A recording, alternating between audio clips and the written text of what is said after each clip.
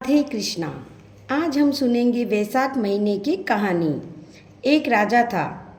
वह बैसाख माह में प्रतिदिन सुबह उठता और ब्रह्म मुहूर्त में स्नान करने के लिए गंगा जी पर जाता था। राजा का आदेश था कि उससे पहले गंगा जी में कोई भी स्नान नहीं करे। राजा जब गंगा जी में स्नान करने जाता तो प्रतिदिन शांत जल के स्थान पर उसे हिलता हुआ जल दिखाई देता। तो राजा को शक हुआ कि निश्चय ही मुझसे पहले भी कोई प्रतिदिन गंगा जी में स्नान करता है। अतः राजा ने नदी के तट पर पहरेदारों को बिठा दिया। गंगा जी के तट पर एक वृक्ष था। उस वृक्ष पर एक बंदरिया रहती थी। वह प्रतिदिन राजा के स्नान करने से पूर्व स्नान करके वृक्ष पर चढ़कर बैठ जाती थी। इस प्रकार होते होते पूरा वैशाख महीना चला गया, किंतु अंतिम दिन राजा के पहरेदारों ने यह देख लिया कि उस बंदरिया को पकड़कर राजा के पास ले गए और कहा कि यह बंदरिया महाराज आपसे पहले ही प्रतिदिन गंगा जी में स्नान करती है। उधर राजा की प्रतिज्ञा थी कि यदि कोई स्त्री पुरुष मुझसे पूर्व स्नान करता है तो मैं उससे विवाह करूंगा।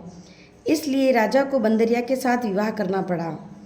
वैशाख स्नान के पुण्य से बंदरिया के गर्भ ठहर गया। 9 माह पूरे होने पर बंदरिया ने राजा से पूछा कि शिशु जन्म के समय मुझे क्या करना चाहिए। तब राजा ने महल में एक घंटी लगवा दी और बंदरी से कहा कि जब भी तुम्हें दर्द हो तो इसे बजा देना, मैं पूरा प्रबंधन कर दूंगा। राजा की अन्य रानियां भी थी जिनकी कोई संतान नहीं थी, अतः बंदरी को गर्भ है यह समाचार जानकर अन्य रानियों के मन में ईर्ष्या होने लगी और भावी संतान को नाश करने हेतु विभिन्न योजनाएं बनाने लगी। घंटी लगी देखकर एक रानी ने बंदरी से इसका कारण पूछा तो बंदरी ने संपूर्ण वृतांत बता दिया। रानी ने उसे बहकाया कि एक बार घंटी बजाकर तो देखें कि राजा आते हैं या नहीं। बंदरी ने घंटी बजाई तो राजा दौड़े दौड़े महल से आ गए और घंटी बजाने का कारण पूछा। इस बंदरी ने उत्तर दिया कि मैंने तो रानियों के कहने पर घंटी बजाई थी। तब रानियों ने राजा से कहा कि ये तो पशु है, न जाने कितनी बार घंटी बजाएगी। इस प्रकार कहकर उन्होंने घंटी को हटवा दी। कुछ दिनों बाद बंदरी के शिशु जन्म का समय आ गया। अन्य रानियों ने पूछा कि मैं क्या करूं? तब रानियों ने कहा कि तुम आंखों पर पट्टी बांधकर सो जाओ। बंदरी के बैसाख स्नान के पुण्य प्रताप के रूप में एक सुंदर पुत्र हुआ। शिशु के जन्म होते ही उसके रोने की पूर्व ही रानियों ने उसे एक टोकरी में रखकर दासी को दे दिया और आदेश दिया कि इसे नदी में बहाकर आ जाओ और उस शिशु के स्थान पर एक पत्थर रख दिया। राजा को भी कहला दिया कि बंदरी ने एक पत्थर को जन्म दिया। राजा ने सुना तो, लेकिन राजा को संतोष कर लिया। राजा ने सुनकर, जब दूसरी रानियों के संतान नहीं तो यह तो बंदरिया है, पशु है, तो इसकी संतान कैसे होगी। उधर दासी ने उस सुंदर शिशु को नदी में न बहाकर कुम्हार के चाक में रख दिया। दूसरे दिन कुम्हार कुम्हारिन चाक पर आए तो वहाँ एक सुंदर शिशु को रोते हुए देखा। कुम्हार कुम्हारिन भी निसंतान थे, अतः उन्होंने उस शिशु को अपने लिए भेजी गई भगवान की भेंट मानकर स्वीकार कर लिया और बड़े प्रेम से उस शिशु का पालन पोषण करने लगे। कुछ बड़ा होने पर बालक को यह ज्ञात हुआ कि वह रानी की बंदरी का पुत्र है, जिन्होंने रानियों ने मरवाना चाहा था।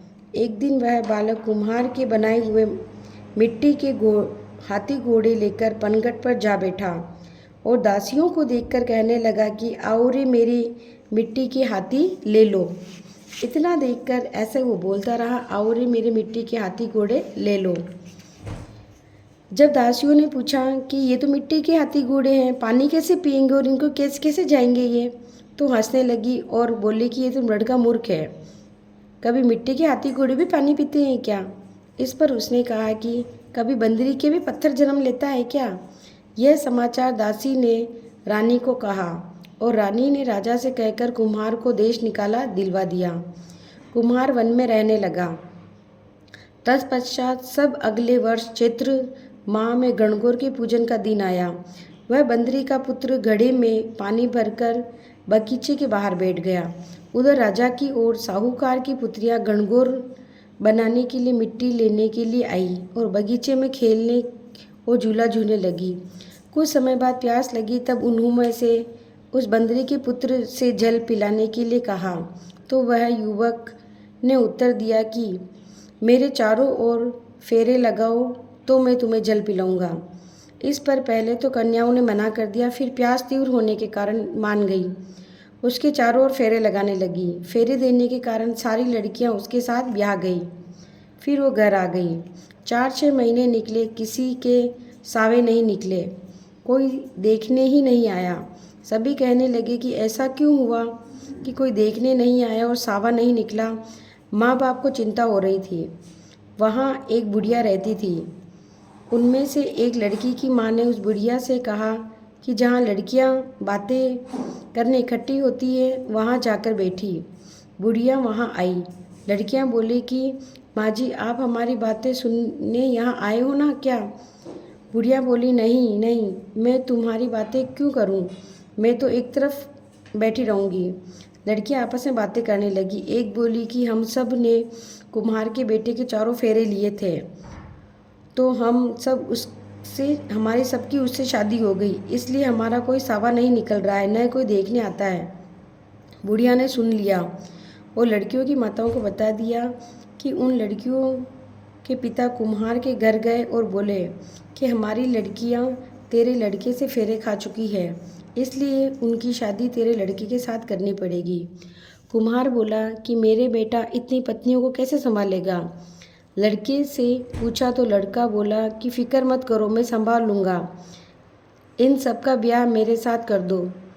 लड़कियों के पिता ने धन दहेज देकर उसको विदा कर दिया। आगे चलकर हर पत्नी ने एक एक पुत्र को पैदा किया। एक दिन बंदरी के बेटे ने कहा कि चलो राजा के यहाँ चलते हैं। सब पत्नियों को तैयार करके राजा को समाचार करवाए कि हम सब आपसे मिलने आ रहे हैं। सब जने राजमहल पहुँचे। कुम्हार के लड़के ने पहले ही सब पत्नियों को कह दिया कि एक बंदरिया बेटी मिलेगी, उसके सबको पैर लगना है। सबने कुम्हार के कहे अनुसार किया। दूसरी रानियों से बोली भी नहीं और पैर भी नहीं लगी। रानियों को क्रोध आ गया और कहने लगी, कुम्हार के बेटे की मस्खरी गई नहीं अभी। उसकी औरतें बंदरिया के पैर छूने लगी और हमारी नहीं छुई। कुम्हार के बेटे को बुलाया और पूछा तो वो बोला कि देखो राजा जी, मैं इन बानरी का बेटा हूँ। मेरे होते ही रानी के कहने से दासियों ने मुझे कुम्हार के चाक पे छोड़ दिया। कुम्हार वहाँ मिट्टी जमाने गया तो उसे मैं मिला, वो मुझे घर ले गया, और आपको झूठ लगे तो आप पूछ लो। राजा ने सारी बात का पता लगाया। राजा ने रानियों को देश निकाला दे दिया और उन सबको महल में रहने दिया। लड़कियां वैशाख नहाती थी, इसलिए उनको बेटे पोते राजपाट सब मिल गया। ये थी वैशाख महीने की कहानी। सुनने वाले और कहने वाले सबको वैशाख महीने का पुण्य का फल मिलता है। राधे राधे।